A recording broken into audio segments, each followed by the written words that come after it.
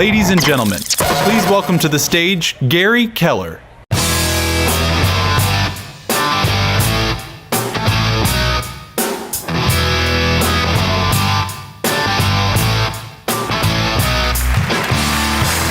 Good morning.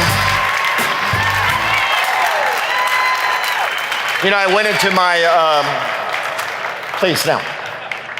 Got in my closet this morning in the hotel and I said, I gotta wear some real estate apparel. And the only thing I had was my neighbor hoodie. You got to get up pretty early in the morning. All right, so normally Jay and I would come out and we would say, it was an interesting year last year, and stick with us for the next 90 minutes. We're gonna fly through this thing and tell you what's going on and what we think is gonna happen. And we're not doing that this year. So we're gonna have an entirely different conversation today. Unfortunately, and I apologize for your butts, but it's gonna take a little longer. But I think you're gonna get a lot out of it. And so let's start. Let me just say again, first thing I told the guys, I said, look, I wanna have this conversation. I don't wanna give a speech. What I wanna do is I want the three of us to have the same conversations that we literally have every day on your behalf. And we want you to just sit back, right, lean back, and we want you to listen to the dialogues that we have on your behalf. And then we're gonna talk, then I'm going to talk to you about what you just heard. Is that fair enough? So the first thing is we don't wear suits. So we didn't wear suits, right? So before we get started, Josh, if you would, just take a second and tell me just a little about yourself. I'm Josh Team. I'm joined Keller Williams about 2.5 years ago. I actually got into programming when I was really young, about 13, and went to college when I was a little younger. In fact, when I was a freshman in college, I couldn't go to a radar movie. So I found my first inverse correlation. You didn't go, or you weren't supposed to go?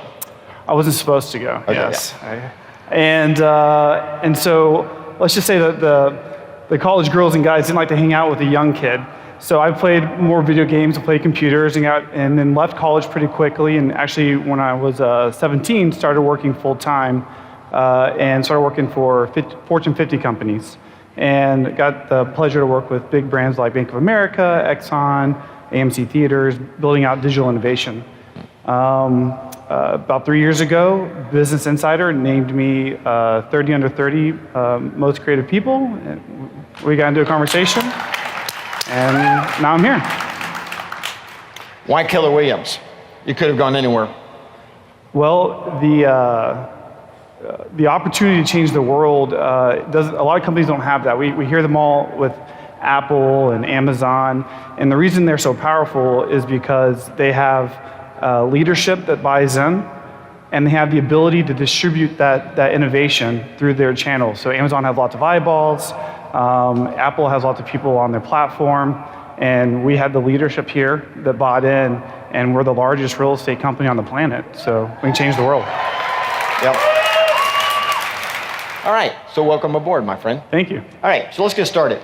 So the Economic Global Forum a few years ago identified the era that you and I are in today as the fourth industrial revolution. So what I'd like to do is, at least for the next hour, is I kind of want to walk you through so that at the end of that, you have a real sense of the world that you're actually living in today and a sense of the world that you're living in as it relates to real estate. So let's just dive in here. So one of the things that I'm very aware of, not only for my life, but for yours, is that right now, we're living in two different times, right? It's the best of times for the remarkable individual, and it is the worst of times for the unremarkable, okay? And unfortunately, you're gonna have to make a decision about who you are. We're living in a time where technology is rewriting the rules for just about everything. It's reinventing job descriptions, it's reimagining businesses, it's creating new industries, and it's eliminating others. Technology has more of a relationship with the consumer than people do. Now just think about that. And the most interesting thing about these times, and we talk about this literally every day, and that is profit is a distraction on the way to disruption. One of the biggest challenges that you and I have today in our industry is that the companies that we talk about every day, from Zillow to companies like that, folks, they don't have to make a profit. This all goes back to Amazon. You can thank Amazon for this one. And that is, Jeff Bezos did a remarkable job of convincing Wall Street that profit was a distraction. That as long as they were innovating and as long as they were getting eyeballs, as long as they were getting market share, that they were going to define value in the stock market that way instead of value as in profitable. Now I challenge you to go home tonight to your spouse and try to sell that idea. But that's the world we live in. You can sit there and say it's unfair. There's a certain amount of that that's unfair, but that's just the way it is, right? So we're living in a time of immense change if you're the tail, and a time of immense opportunity if you're the dog. You want to be the dog, okay? So let's talk about how we got here and where we're going. So I just wanted to put this up there. I know that I was told that Brad couldn't be here this year, and I really put this there for his purposes, because most recently he paid us the biggest insulting compliment one could ever pay someone. But I want you to look at it, and I want you to just burn that into your soul, and that is, he called you the darling of the old world. Now, to be honest with you, there's a little bit of truth to that, okay? It's one of the reasons why when we celebrate all the successes that we've had, I usually do that for about a minute. And then, yeah, they're laughing because they know me. And I just move on. And the reason is because the game's afoot. And everything that we did in the past has absolutely set the table for what we can do in the future. And you're gonna see that today, okay? You've signed every email I've ever gotten from you, onward. Yeah. It is a theme in your life. Yeah, you know, yes, that's exactly what I do. It's interesting how that happened. I was going through a really tough time in my life, and was having an email conversation with a good friend. And at the end of it, I said, you know, I guess we have no choice but just to keep moving onward. And I ended the sentence like that, and they responded to it that way. So the next email I sent my friend, I just signed it onward. And then by the end of the email dialogue between the two of us, I was just signing my emails onward. And the thing is that everybody, when they get it, most often think I'm talking to them. I'm talking to myself when I say it. I'm reminding myself that I have no choice. So I don't know about you guys, but I'm ready to prove the industry wrong about that statement. Yeah. Okay. All right. So here's the problem with that is, I can't do it. I can only be your partner. You're gonna have to do it. You're gonna have to do it. That statement was about you, not just me, okay? And I think he was actually talking about the industry.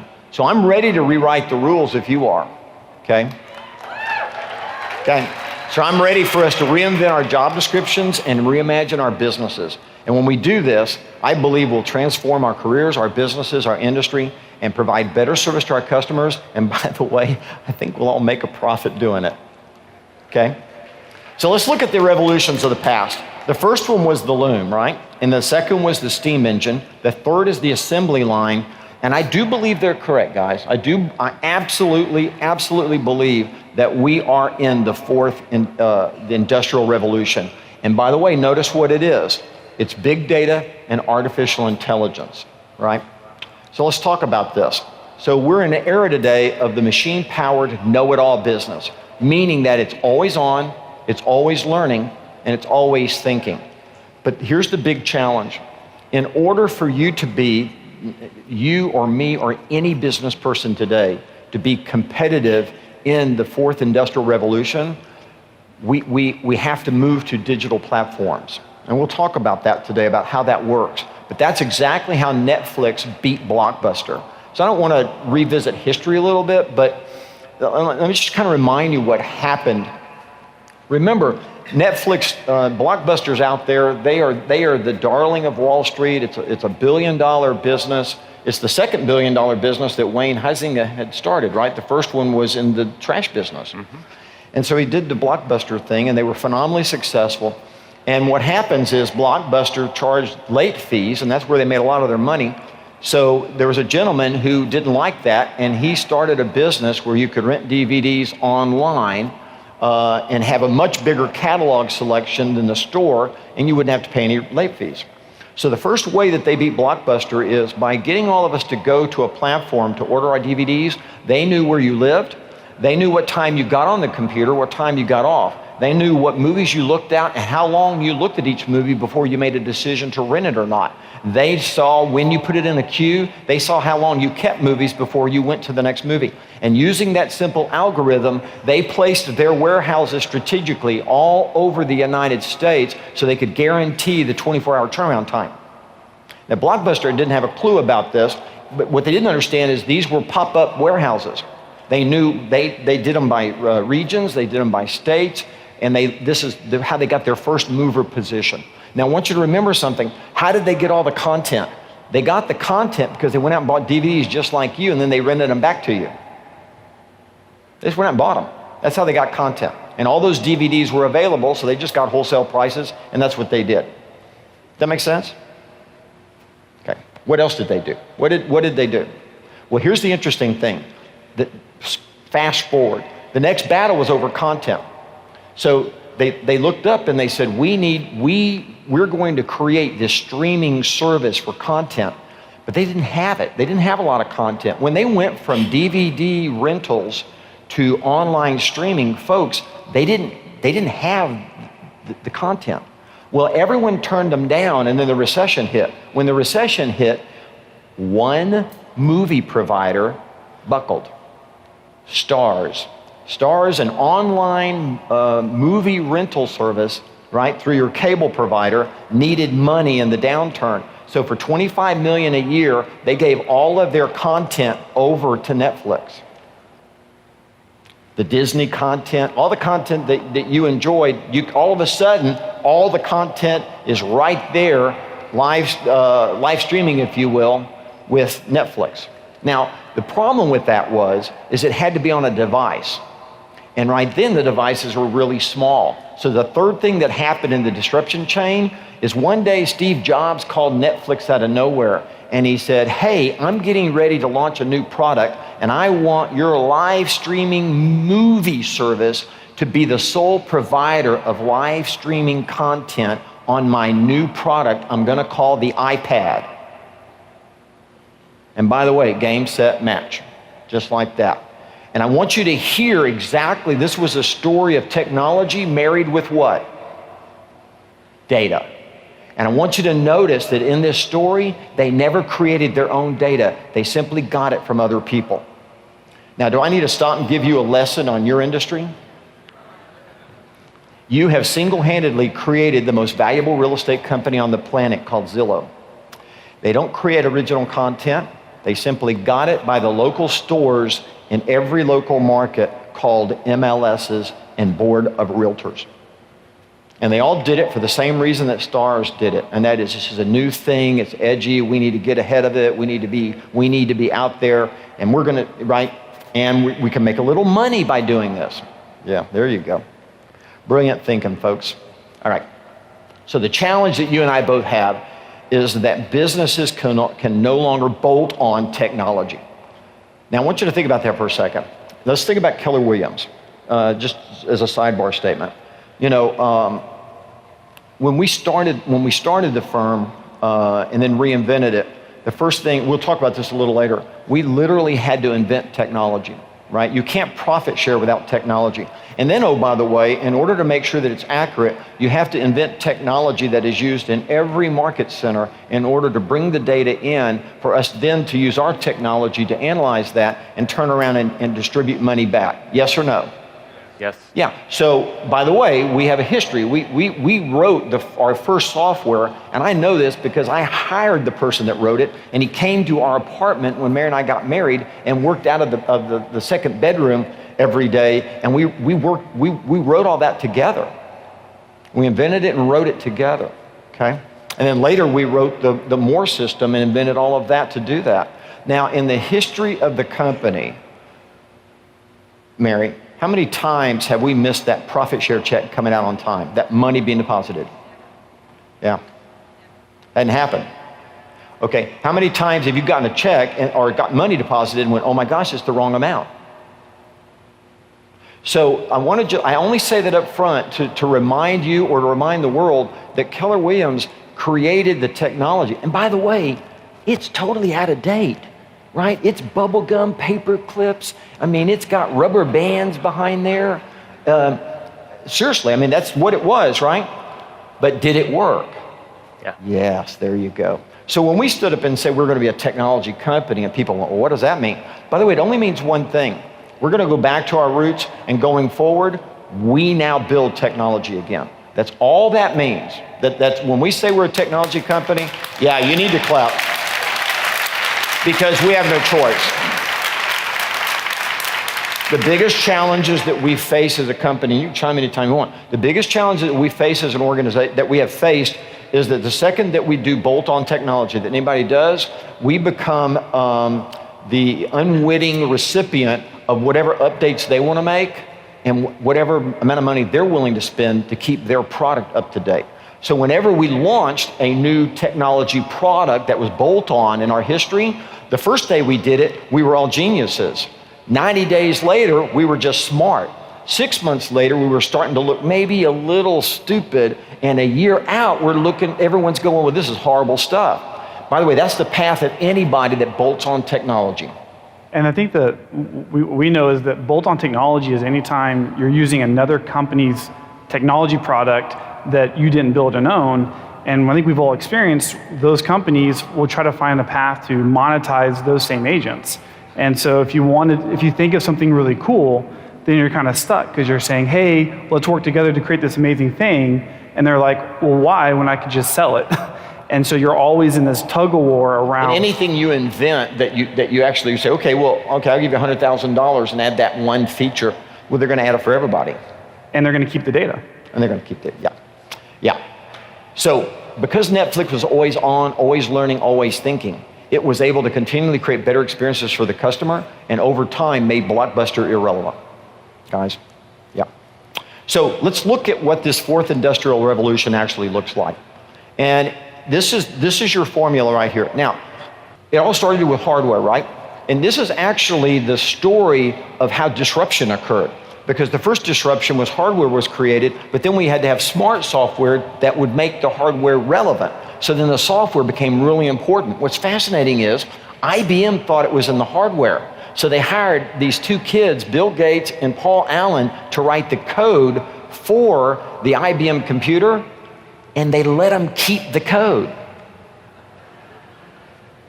It'll go down in history as one of the craziest business deals ever done. They saw no value in the software. By the way, the reason I bring this up to you is there's a pattern. Wherever you are, the next one looks like it's not as important as the one you're in. Do you hear me? Do you hear me? You need to hear me, because you're at a moment in history where this now matters. To this point, it didn't matter, believe it or not, right? I just made fun of the fact that we gave our data to Zillow. Cool, great. How are you doing? Did they put you out of business? No. Did they lower your commissions? No. They didn't find any more buyers. They don't find any more sellers. They don't get sellers better prices. They don't get buyers better homes. They haven't done anything except get in the middle and sell you leads. But in the process, they still haven't put you out of business. But the reason is because they haven't gotten all the way through this chain yet. Okay? So, by the way, hardware, then we have software, and then we have supercomputing. So you had hardware, then you had software, and then you looked up and you realized, oh my gosh, I need to store more data than my hardware can hold, and voila, someone invented the cloud. So we can literally take those three and put those up there, and what you need to realize is that's a commodity. If you were starting a business today, you could literally, for a certain very low amount of money, you could go get some inexpensive hardware, buy some software off the shelf, right? And you could go set up for a cloud service with who? Amazon or Google or Microsoft or Apple. Yeah. That's where you're going to go. Okay. You could do all of that. So what is the fourth industrial revolution about if it's not about those three? That's just like setting the table before we serve the food. That's all that is. That's why the way I say it in the room with our guys is that we're losing so slowly we think we're winning. Do you hear that? Good. Good. Because that's what's happening. We're losing so slowly we think we're winning. And when a publicly held company or a VC-backed company tells you they will never do something, they are liars. And I don't mean that to offend. I don't say that for any reason other than it's the truth. And I don't want to whitewash what it is. I could call them fibbers. But by the way, they can be fired. Just check out Uber and see if that guy's still around. They can kick your butt out of that company as fast as you can do that. So any promise they make or any statement they make about how they view the industry is just a point in time, and it's a sales pitch. Right? It's a sales pitch. All right, so where's the battle? It's around AI and big data. So let's talk about that. So what is artificial intelligence? And again, I'm not trying to be grade school here, so you guys chime in anytime you want. But my view is that it's information and insight. And the best way to explain that is you could pick up Siri and you could say, Siri, how long will it take me to get to work? And it can give you that information. It can't yet, but what it wants to do is for me to ask the second question, right? It can. Can it do it now? Can. Okay, great. So what time do I need to leave to get to work tomorrow is the second part, and that's insight. So when you take data, so think about a computer with artificial intelligence, that's literally a program built with algorithms that can literally go deep into the data and find answers faster than you could find. And the interesting thing is, if all of us just kept our own traffic data when we left and we got home, we kept on our own Excel spreadsheet, we would never have enough data to answer that question. But when enough people come together and share their traffic patterns, then the insight can come out and say, oh, I should leave now because I have enough data to have a real insight. Yes. Blockbuster had a monopoly on the insights within a store. That's right. They had no knowledge of what was happening outside the store or with the stores combined, which made them stupid, okay? So when we think about data, we have to realize that individually, each of you have amazing data, but your data is tainted. It's only your data. So it's tainted around your business. And number two, it's a small data set. So it's not that meaningful. If I went to the research team and we said, we're going to write the Millionaire Real Estate Agent, and we're only going to interview one agent's insights and then write the book, what would that look like? It's called opinions, not research. There you go. There you go, right? Yeah. The Millionaire Real Estate Agent, the story of how one agent built a business and changed the world, and if you do exactly what they did, you will too, would not be that valuable to you. Okay? Okay, that's the point we're trying to make.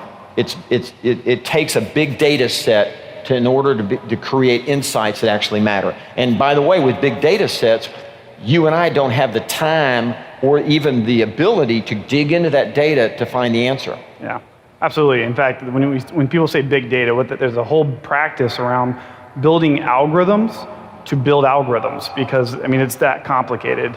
Yeah, so that's all artificial intelligence is. It's really not a complicated thing.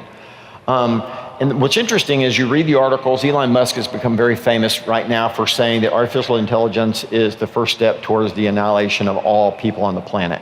That actually could be true. It could be. It's not going to happen in my lifetime. I just want Siri to understand me. We can just start there. That would be awesome. Yes, that's right. Well, so the point is that there is so much road to run on before we get to there. Now, understanding that up front and talking about that, thank you, Elon Musk. Thank you for anyone, because I do believe that's going to be an issue, okay? One of the biggest challenges that we have in the world today is our regulatory bodies lag way behind technology innovation. Now, the people in Silicon Valley, just as an example, they totally understand this. That's why they're willing to cheat. That's why they're more than willing to just break rules and take stuff, because there are no laws or regulations around that. Remember, this is an industry that convinced your Congress to let them not pay sales tax and give them an unfair advantage against every bricks and mortar business out there. I still remember the day when those titans that we talk about all traveled to Congress and pitched it, right? So Amazon, back then, the shipping wasn't cheap, but you paid no sales tax, thus it made up for it. Now that's an unfair advantage, right? Had they given all the bricks and mortar stores no sales tax opportunity, then Amazon could never have been born. When you look inside how technology has crept into your life, it's a little darker and a little more sinister than you would naively believe. When I get in my car and my phone blinks on and says you're 7 miles or you're 8 minutes to somewhere, I'm a little freaked out.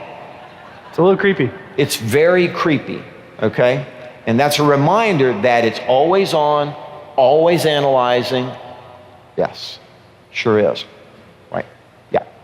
All right. So AI is getting ready to take over our careers, our businesses, and our lives. And that can either be a good thing or a bad thing. Depends on whether you're the tail or the dog. You with me? Who wants to be the dog? Okay. I'm here to tell you right now that the game has not been won. In other words, you are not late to the party, but it is starting right now. You with me on that? Okay. So there's a sense of urgency now that, and it's funny, my son's sitting there on the front row and he didn't fully understand it when I would sit there and say to him, you know what, John, this is just a true story, man. I'm as transparent as they come. And I would say, John, if we don't get this thing right, I should sell Keller Williams. Did I say that or not? Yeah, and he would sit there and he'd go, Dad, what are you talking about? Then, of course, he got out of college, all right? This is when he was in business school. He gets out of business school, then he starts looking and understanding what's going on. He says, you can never sell it, Dad, but I now know what you're saying, okay? So we're at that moment in history, okay? So, and by the way, one of the great opportunities that we all have is Keller Williams is a privately held company. We can do whatever the freak we want. Yeah. By the way,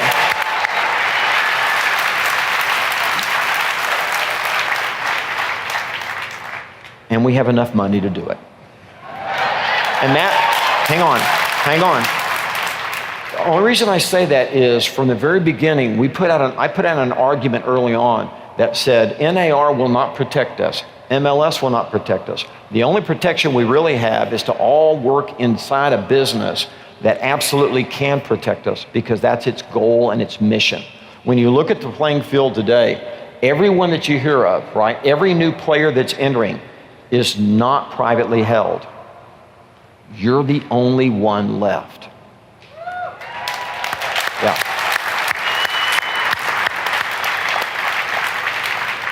If you didn't clap on that, no offense, you're either pretty stupid or you're asleep.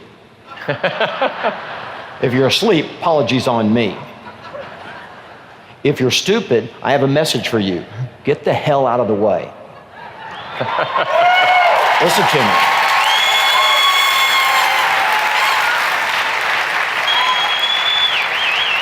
Well, this is the way I talk in the room. Tell me if I'm wrong. Sometimes they censor me, right? Live and unfiltered. Yeah. Mary Tennant spent her entire leadership career going, we can't say that, Gary. I love you, Gary. We can't say that. I think she's still saying that. Yeah, she's still nodding her head. We can't say that. Yeah. I'm not looking at her right now because it's, right? Yeah, I got that. Yeah. Seriously, I have a degree in real estate, folks. I've been in this industry since I was 21 years old. I am 60 freaking years old. I intend to go to my grave, and my headstone says he was a realtor. And what I'm saying to you is that don't get in my way.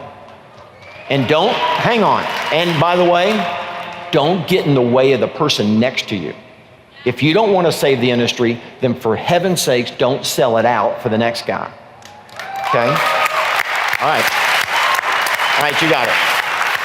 So by the way, AI, artificial intelligence is nothing more than a tool. Tools have always enhanced our human capabilities. Levers helped us lift more. Pistons and gears let us move faster. Calculators let us add and subtract more. Artificial intelligence allows us to access more data, gain more insight, and make better decisions. Okay? Gary, we're already doing that. We don't realize it all the time. And we talk about Siri and maps. We were laughing. Anybody remember like printing out MapQuest instructions to drive? And that was cool. Turn by turn directions. You just had to read them while you were driving in traffic. And now, like, it talks to you. Your phone says there's traffic up ahead. Turn right on Westchester Street, right? We're already being enhanced. How can we harness that and bring it inside? Well, imagine if you were the business like Garmin that built all of those devices. They were in the hardware business. They were in the hardware business. Yeah. Yeah, they got Netflixed. Oops. Yeah. Okay. So the real estate industry, you guys, is in a battle, and it's being fought right now. It's really odd. Again, everyone would have thought it was the listing data, but as I take you through this journey today, my eyes really got opened, and what I realized is you're okay right now. The next decision you make will determine whether you're okay forever or not. Okay? So the game and the players, I honestly believe this, and I say this every day, we are in the most interesting time I've ever seen in my life for our industry, and in the next 12 to 18 months, the game will be decided. That's how fast this is gonna happen, right? You can ask my wife. She says to me every day, she says, you're working longer hours and more than I've ever seen you work, yes or no? There's my lovely wife. Yes, absolutely, absolutely. I have no choice. This is the time, okay? Yeah, so here's the challenge. You can't bolt technology. Hang on. If you agree with me at the end, I'll let you clap, okay? For yourselves, for the decision that I want you to make. You can bolt technology on top of a physical platform and win. You can't do it. That gives you a Blockbuster or a Barnes & Noble. That's what it gets you. Or it gets you Keller Williams in its current state with the consumer or agent technology. You know what that means, right? Yes, you're brilliant one day and you're village idiot the next day because it changes, which means you have to control it. It's the only way you can get it right. Yes? Yeah, it'd be like Amazon wouldn't buy an off-the-shelf e-commerce platform. And let me make a comment to you, and I mean this with all respect, but a year ago, we had leadership up on stage that was talking about what we were going to do, like we were going to go buy AI off the shelf, right? Yes.